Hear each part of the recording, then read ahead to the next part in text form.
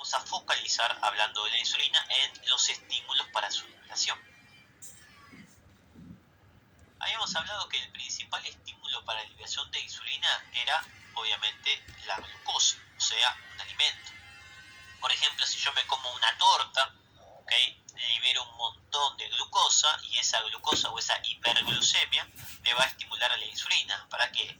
Para que me la guarde en los tejidos y me genere el sistema de reserva, ¿okay?, o que reserve esa glucosa a nivel de músculo, tejido adiposo y hígado. Por lo tanto, glucosa y nutrientes es uno de los principales estímulos para la liberación de insulina. No hablo solo de la glucosa, también hablo de los péptidos, los lípidos. Cualquier alimentación me genera un estímulo para la liberación de insulina. Me está diciendo que tengo que guardar esa energía determinada. Después tengo hormonas que se encargan de estimular la insulina, donde la más importante, que es su antítesis, es el glucagón o el glucagón. Después tengo enterohormonas o las prostaglandinas. ¿Qué pasa con este glucagón? ¿Por qué el glucagón se encarga de estimular a la insulina? Habíamos visto que la insulina era hipoglucemiante y el glucagón era hiperglucemiante rápido. Por lo tanto, son contrarios uno con otro. ¿Por qué esta acción, al ser contrarios, de que el glucagón estimule a la insulina? Hay dos razones funcionales. Una tiene que ver con una cuestión anatómica. ¿Por qué? Porque si tengo a la célula de lo que sería el islote de Langerhans, voy a encontrar que las células alfa, que son las que liberan glucagón, se encuentran en la periferia, o sea, en el costado o afuera. Mientras que las células beta, que son las que liberan insulina, se encuentran en la parte central. La circulación pancreática es centrípeta, tengo que ir de afuera hacia adentro. Por lo tanto, el glucagón sale de afuera y tiene que ir hacia adentro. Entonces, si va de afuera hacia adentro, tiene que pasar por las células beta del páncreas y estimula un poquito la liberación de insulina. Entonces, anatómicamente, por la disposición centrípeta, sale de afuera, pasa por al lado de las células beta y estimula un poco la liberación de insulina. La otra función o la otra consecuencia de por qué el glucagón estimula la insulina tiene que ver no tanto por la anatomía, sino por la regulación. Si vemos la regulación del páncreas, es una regulación de tipo parácrina, entre células vecinas, donde tenemos el glucagón, la insulina y la somatostatina. Células alfa, células beta. ¿Qué va a pasar? El glucagón se encarga de estimular a la insulina, pero la insulina no estimula el glucagón, sino que la insulina inhibe el glucagón. ¿Y por qué esta realidad? Porque esto es un mecanismo de regulación o un estilo de feedback. ¿Por qué? Porque cuando haya mucho glucagón, el glucagón, ¿qué va a hacer? Va a romper todas mis reservas para darme mucha glucosa. Entonces, cuando hay mucho glucagón, ese glucagón va a empezar a estimular a la insulina. ¿Para qué? Para que la insulina regule negativamente al glucagón. ¿Qué objetivo tiene esto? Generar una regulación y evitar la pérdida máxima de mis reservas energéticas. Ante un exceso de la actividad de glucagón, se me libera insulina para que ésta regule negativamente el glucagón y evite la exacerbación funcional. Mientras que la somatostatina se va a encargar de inhibir a ambos elementos, tanto al glucagón como a la insulina. Fíjense que en este caso, al glucagón lo está regulando negativamente la insulina, pero la insulina no la está regulando negativamente a alguien, salvo la somatostatina. ¿Por qué? Porque la insulina tenía otro mecanismo de regulación, que era un mecanismo ultracorto. La insulina se regulaba a sí mismo dependiendo la cantidad de glucosa. Por eso tiene otro regulador, además o a diferencia del glucagón, que está regulado por la insulina. ¿Qué significa esto? Que cuando hay mucha glucosa, libero mucha insulina, y cuando hay poca glucosa, libero poco insulina. Está regulada por sí misma por las concentraciones de glucosa a nivel de mi cuerpo. ¿Qué otros estímulos importantes tenemos? Tenemos el estímulo autonómico, que a nivel autonómico, a nivel sistema nervioso autónomo, o a nivel de lo que sería el sistema nervioso central, vamos a tener el ejemplo clásico de cuando activamos la insulina, después de hacernos una panzada o después de comer mucho.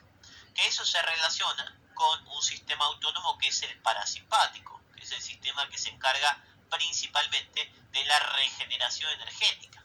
Por lo tanto, si regenera energía o evita el gasto energético, va a querer estimular a la insulina para que pueda guardar todas las reservas o toda la energía que estoy comiendo, los nutrientes que estoy metiendo adentro de mi cuerpo.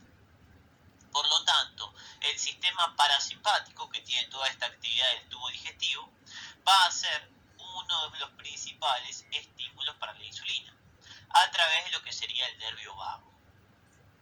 Pero acá yo puse también que el sistema simpático, por medio de unos receptores que son los receptores beta 2, también estimulan a la insulina. Y acá esto me tiene que hacer ruido, porque si yo pienso en el simpático, pienso en salir corriendo. Y si quiero salir corriendo, yo no quiero que la glucosa que está en la sangre se me guarde en los tejidos como reserva.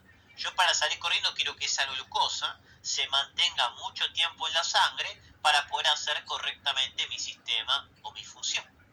Por lo tanto, no es muy típico que el simpático me estimule la insulina. Normalmente el simpático me la debería inhibir para que predomine el glucagón, los hiperglucemiantes, y me aseguren esta capacidad de energía en esos tejidos para salir corriendo. Pero no está mal lo que dice acá. El simpático, a través de beta 2, estimula la insulina. Es una excepción y es una característica específica para los canales GLUT4, que vamos a ver en el próximo capítulo. Así que lo dejamos en stand-by por ahora, y es algo paradojal. El simpático debería inhibir a la insulina, pero por beta 2 la estimula. Ojo, porque el simpático tiene dos receptores. Los alfa 2 la inhiben y los beta 2 la estimulan. Lo vamos a ver más adelante, no se preocupen.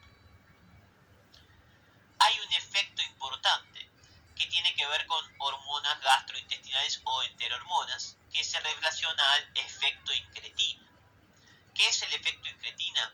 El efecto incretina está producido por dos hormonas gastrointestinales, que una es la GLP-1 y la otra es la GIP.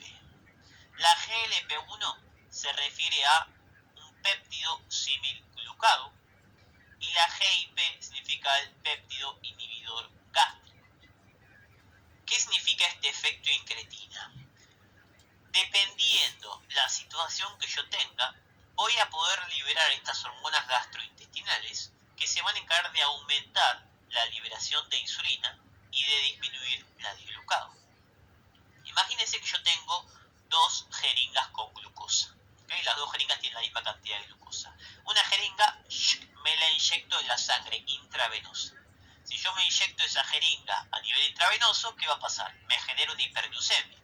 Por lo tanto, aumenta la insulina para generar la hipoglucemia, y luego de que guarde esa glucosa, baja la insulina.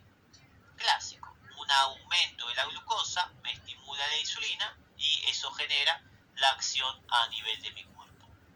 Pero ¿qué pasa si esa jeringa de glucosa, en vez de dármela intravenosa, me la como, me la trago?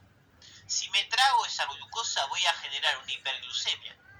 Y fíjense, libero muchísima más cantidad de insulina, genero la hipoglucemia y después disminuye. Toda la segunda parte, o sea, lo que está en gris en este gráfico, es el efecto incretina.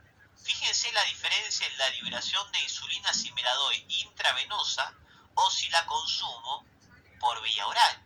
Fíjense la cantidad de insulina extra que liberé. ¿Por qué se produce eso? Por el efecto incretina.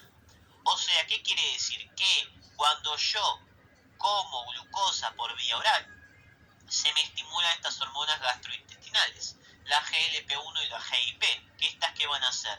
Me van a aumentar la liberación de insulina y disminuir la de glucagón. De ahí que el efecto de la reserva energética o de nutrientes es mucho mayor cuando lo hago por vía digestiva, por vía oral, que cuando lo hago por vía intravenosa. Por eso cuando hablamos de nutrición, la nutrición siempre hay que predominarla a nivel digestivo, porque con este efecto incretina estoy favoreciendo la absorción de este sistema o de nutrientes. Además que al descubrirse que hay un sistema que me potencia la liberación y los efectos de la insulina, efecto incretina, incrementa la insulina, esto es medio de tratamientos para gente que tenga alteraciones a nivel metabólicas. Y otro estímulo importante tiene que ver con el potasio, pero no potasio normal, sino situaciones particulares, como sería, por ejemplo, una hiperpotasemia. Y acá vamos a ver por qué el potasio, específicamente la hiperpotasemia, se encarga de generar un aumento de la liberación de insulina. Nosotros habíamos comentado que el potasio estaba más adentro que afuera de la célula, por lo tanto tiende a salir a través de su fuerza química. Ante una situación de hiperpotasemia, aumenta el potasio a nivel extracelular.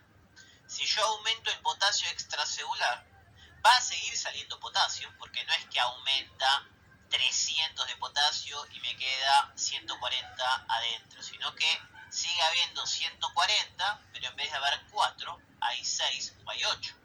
Por lo tanto, me aumenta la concentración extracelular, lo que va a hacer que siga saliendo químicamente el potasio. Pero ¿cuánto potasio va a salir ahora? Y ahora va a salir menos potasio que antes. Si sale menos potasio que antes por la diferencia química de un lado al otro, ahora el potasio se me empieza a acumular adentro. Y si se me acumula el potasio, ¿qué pasa con la célula del páncreas? Se me despolariza y de esa manera me genera la liberación de insulina. Es un estímulo, obviamente, que tiene que tener una situación de hiperpotasemia, no es un estímulo común. Con esto cerramos la importancia de los estímulos de la insulina. Este es un tema súper mega importante, conocer cuáles son los estímulos, por qué produce cada uno y cuál es la relación que tengo a nivel funcional. Porque siempre que hablamos de insulina asociamos con que es glucosa, pero no es solo la glucosa, también hay hormonas, el glucagón, también hay efectos, el incretina, también hay sistema nervioso autónomo. Muchas gracias.